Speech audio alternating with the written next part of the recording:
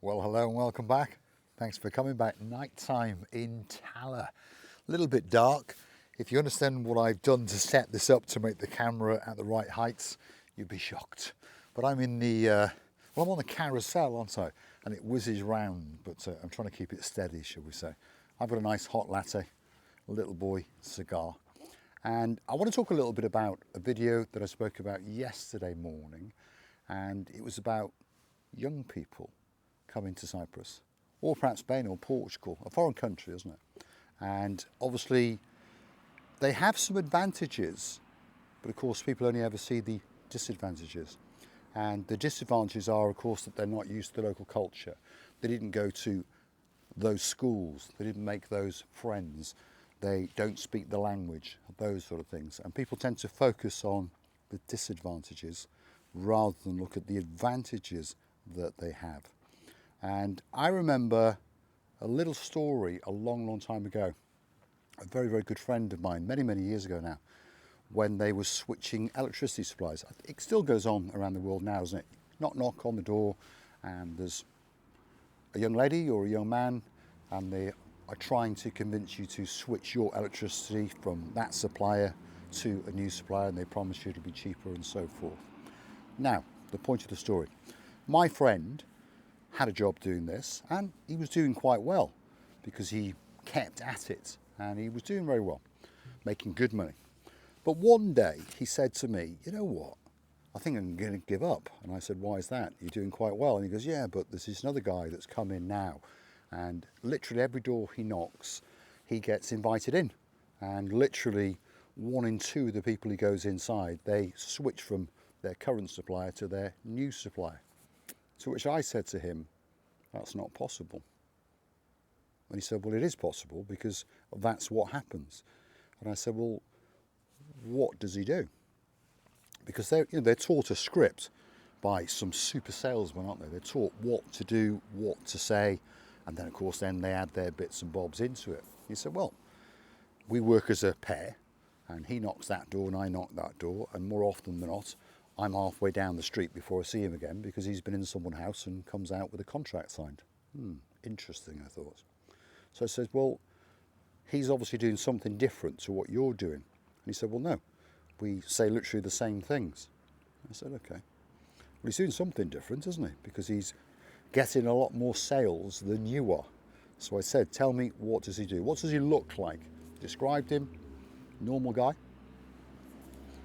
Okay. So what does he do? Well, knock. I said, yeah, then what happens? Well, a woman comes to the door, says hello, and more often than not, in he goes.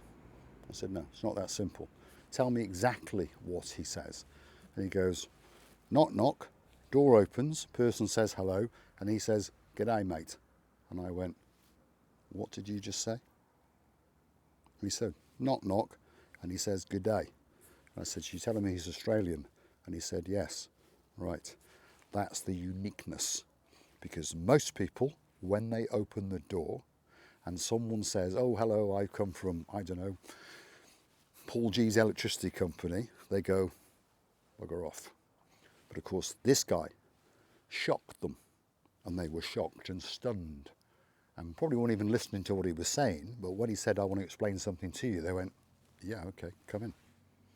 So going back to yesterday's video, and going back to parents who are deliberating, shall we say, whether to come and live perhaps in Cyprus, Spain, Portugal, those kind of things. Now, if your children, I mean, the word children is a difficult word, isn't it? Because we think of children all the way up to 16. I mean, my mother used to call me her child right up until the day she died. And of course I was quite old by then, but I am a child. But anyway, the point I'm coming to, back to Miss Diane. And I also want a big mention to a young man called Reese. He's commented a few times in the past. And I remember a couple of years back, I'm not trying to bring back this memory for you, Reese, if you're watching, but your grandfather died and that affected you a lot. And I've got a feeling on the comment that you said, this is what's motivated you an awful lot to do 2 jobs. And it takes a lot to do 2 jobs, because it doesn't matter what job you do, whether it be a mine job, a manual job, or somewhere in between, it takes it out of you. And most people, I'm careful what I say, I'm not trying to insult anybody, but most people constantly say they don't like what they do. So that takes it out of you more. I've said in a previous video, you should, whether you like what you do or not, change your mindset and start to understand that what you have to do gives you what you want to do. So stop negging out on what you've got to do and think positive, because when you've done it, you'll be able to do what you want to do. And that's the point. And I've got a feeling that the young man known as Reese does 2 jobs because he's got a dream, and he has got a dream. His dream is to go and live in Spain or Cyprus. And he understands that he's going to need a little bit of money to do it. Not thousands and thousands of pounds or thousands and thousands of euros, but he's going to need a little bit of a nest egg, perhaps 5,000, 10,000, something like that. And I got a feeling when he gets to where he wants to go, he is going to hit the ground running, and he's going to make sure he keeps that money until he finds himself on his feet, and then he's going to think of something unique. Perhaps not unique, but something that someone else is doing, and put a twist on it, put a Reese onto it, and make it better. And he, slowly but surely, will grow whatever he decides to do into a successful business. And that will allow him to stay in Spain or Cyprus or move somewhere else, isn't it? Because he will have the focus and the concentration and that little bit of money to be able to do it. And it's very, very easy for people to go to work. I'm not insulting anyone, by the way, but go to work, save up to go on holiday, or save up to buy a car, and then find that they've got nothing less than they go back to work. And remember, you hate going to work. So you may be able to afford to buy, I don't know, let's say a £20,000 car, perhaps buy it at 12 and keep that money for when that car breaks down, in my case, isn't it? Or perhaps to do something else with, because it's only going to make you feel good for a very, very short period of time. Whether you've bought a car that's 2-year-old or 4-year-old will not make you feel any different, I promise you. It just costs you more money. Now, I'm not a life coach,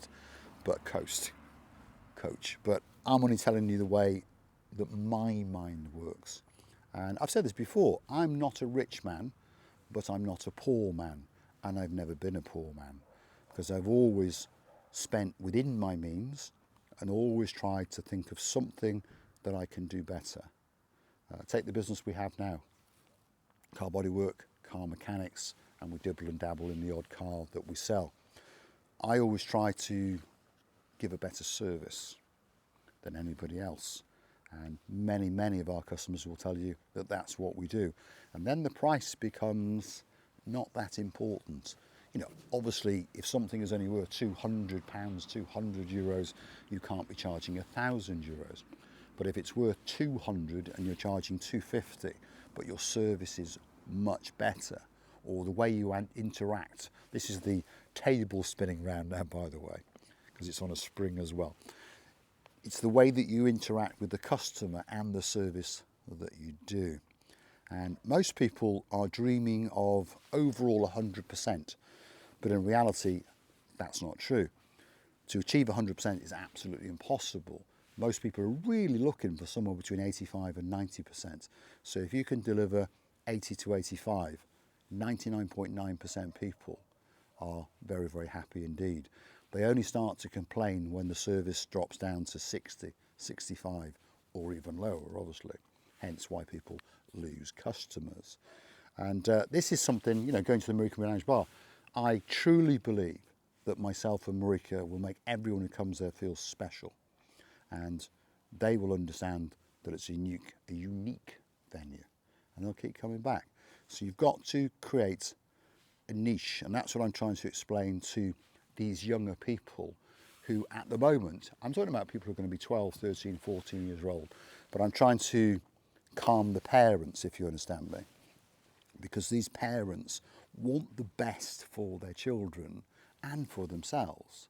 And of course, they're at a position in life where they want to move forward. They want to move to another country, for example, Cyprus, Spain, Portugal, France, Italy. They want a more chilled lifestyle. They want sunshine, obviously, these kind of things.